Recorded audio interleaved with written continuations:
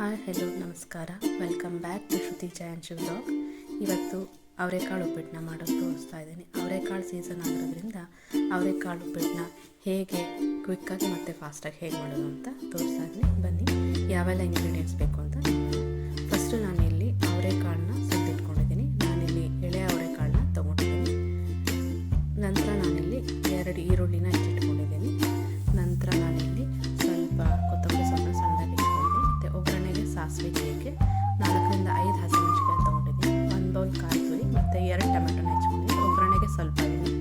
ನಂತರ ಇಲ್ಲಿ ನಾನು 1 ಬೌಲ್ ರವೆ ತೊಗೊಂಡಿದ್ದೀನಿ. ಅದಕ್ಕೆ 3 ಲೋಟ ನೀರನ್ನ ತೊಗೊತಾ ಇದ್ದೀನಿ. ಬನ್ನಿ ಫಸ್ಟು ರವೆನ ಹುರ್ಕೊಳ್ಳೋಣ. ಈಗ ಒಂದು ಪ್ಯಾನ್ ಬಿಸಿ ಇಟ್ಬಿಟ್ಟು ನಾನಿಲ್ಲಿ ರವೆನ ಹುರ್ಕೊಳ್ತಾ ಇದ್ದೀನಿ. ರವೆನ ಸ್ವಲ್ಪ ಚೆನ್ನಾಗಿ ಹುರ್ಕೋಬೇಕು. ಇವಾಗ ರವೆ ಅರ್ಧ ಹುರಿದ ನಂತರ ಸ್ವಲ್ಪ ಎಣ್ಣೆ ಸೇರಿಸ್ಬಿಟ್ಟು ಇನ್ನು ಸ್ವಲ್ಪ ಚೆನ್ನಾಗಿ ಹುರ್ಕೊತಾ ಇದ್ದೀನಿ.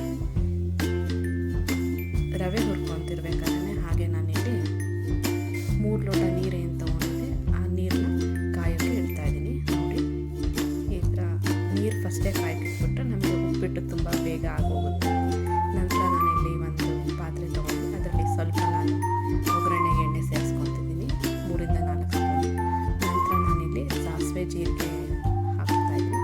ಸಾಸಿವೆ, ಜೀರಿಗೆ ಚಟಪಟ ಅಂದಿದ ತಕ್ಷಣ ನಾವಿಲ್ಲಿ ಹೆಚ್ಕೊಂಡಿದ್ದಂಥ ಈರುಳ್ಳಿನ ಸೇರಿಸ್ತಾ ಇದ್ದೀನಿ. ಈರುಳ್ಳಿ ಜೊತೆಲಿ ನಾನು ಹಾಗೆಯೇ ಅವರೆಕಾಳನ್ನ ಸೇರಿಸ್ತಾ ಇದ್ದೀನಿ. ಅವರೆಕಾಳು ಒಗ್ಗರಣೆಯಲ್ಲೇ ಬೆಂದ್ಕೊಂಡ್ಬಿಡುತ್ತೆ. ಇದು ಎಳೆ ಅವರೆಕಾಳು ತೊಗೊಳೋದ್ರಿಂದ ತುಂಬ ಬೇಗನೆ ಫಾಸ್ಟಾಗಿ ಬೆಂದ್ಕೊಂಡ್ಬಿಡುತ್ತೆ.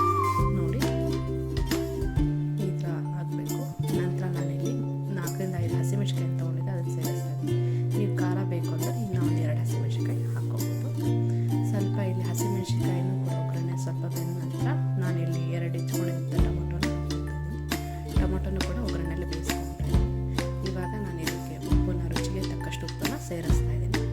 ಉಪ್ಪು ಎಲ್ಲ ಸ್ವಲ್ಪ ಸೇರಿದ ನಂತರ ನಾನು ಇದಕ್ಕೆ ಕಾದಿಟ್ಕೊಂಡಿದ್ದಂಥ ನೀರನ್ನ, ಬಿಸಿ ನೀರನ್ನ ಇದಕ್ಕೆ ಸೇರಿಸ್ತಾ ಇದ್ದೀನಿ. ನೋಡಿ, ಈ ಥರ ಕ್ಲೋಸ್ ಮಾಡಿ ಬೇಯಿಸ್ತಾ ಇದ್ದೀನಿ. ಈಗ ನೋಡಿ, ಈಗ ಕುದಿ ಬಂದಿದೆ. ಸೊ ಇವಾಗ ನಾನು ಇವಾಗ ಕಾಯಿ ತುರಿ ಮತ್ತು ಸಣ್ಣದಾಗಿ ಹೆಚ್ಕೊಂಡು ಕೊತ್ತಂಬರಿ ಸೊಪ್ಪು ಸೇರಿಸ್ತಾ ಇದ್ದೀನಿ.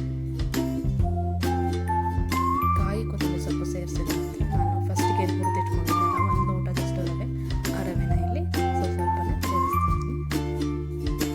ಹೀಗೆ ಸ್ವಲ್ಪ ಹಾಕಬೇಕು, ಜಾಸ್ತಿ ಹಾಕೊಂಡು ಒಂದೊಂದ್ಸರಿ ತಿರುವಕ್ಕೆ ಬರಲಿಲ್ಲ ಅಂದರೆ ತುಂಬ ಕಡಿಮೆ ಆಗುತ್ತೆ. ಅದರಿಂದ ಸ್ವಲ್ಪನೇ ಹಾಕ್ಕೋಬೇಕು. ನೋಡಿ, ಈ ಥರ ತಿರುವಿಟ್ಕೋಬೇಕು. ನಂತರ ಲಿಡ್ ಕ್ಲೋಸ್ ಮಾಡಿ ಉರಿನ ಕಮ್ಮಿ ಮಾಡಿ ಬೇಯಿಸೋಕ್ಕಿಡಬೇಕು. ನೋಡಿ, 5 ನಿಮಿಷ ಆದ ನಂತರ ಈ ಥರ ಉಪ್ಪಿಟ್ಟು ಬೆಂದಿದೆ. ಈಗ ಇದೊಂದು 2 ನಿಮಿಷ ಕೈ ಆಡಿಬಿಟ್ರೆ ರುಚಿಕರವಾದ ಉಪ್ಪಿಟ್ಟು ರೆಡಿಯಾಗಿದೆ. ಕ್ವಿಕ್ಕಾಗಿ ಫಾಸ್ಟಾಗಿ ಅವರೆಕಾಳು ಉಪ್ಪಿಟ್ಟು ಮಾಡೋದು ಹೇಗೆ ಅಂತ ನೋಡಿದ್ರಲ್ಲ. ರುಚಿಕರವಾದ ಅವರೆಕಾಳು ಉಪ್ಪಿಟ್ಟು ಹೇಗೆ ಬಂತು ಅಂತ ನೀವು ಒಮ್ಮೆ ಟ್ರೈ ಮಾಡಿ ನೋಡಿ, ಕಾಮೆಂಟ್ ಮಾಡಿ ತಿಳಿಸಿ ನನಗೆ. ಯಾರೆಲ್ಲ ಫಸ್ಟ್ ಟೈಮ್ ನನ್ನ ಚಾನಲ್ ನೋಡ್ತಾ ಇದ್ದಾರೆ, ಪ್ಲೀಸ್ ಚಾನಲ್ನ ಸಬ್ಸ್ಕ್ರೈಬ್ ಮಾಡಿ, ಲೈಕ್ ಮಾಡಿ, ಶೇರ್ ಮಾಡಿ, ಕಾಮೆಂಟ್ ಮಾಡಿ, ಬೆಲ್ ಐಕಾನ್ನ ಪ್ರೆಸ್ ಮಾಡಿ. ನೆಕ್ಸ್ಟ್ ಟೈಮ್ ಯಾವುದೇ ವೀಡಿಯೋ ಅಪ್ಲೋಡ್ ಆದರೂ ನಿಮಗೆ ನೋಟಿಫಿಕೇಷನ್ ಬರುತ್ತೆ. ಹೀಗೆ ನಿಮ್ಮ ಸಪೋರ್ಟ್ ಯಾವಾಗಲೂ ನನಗೆ ಇರಲಿ ಅಂತ ಬಯಸ್ತೀನಿ.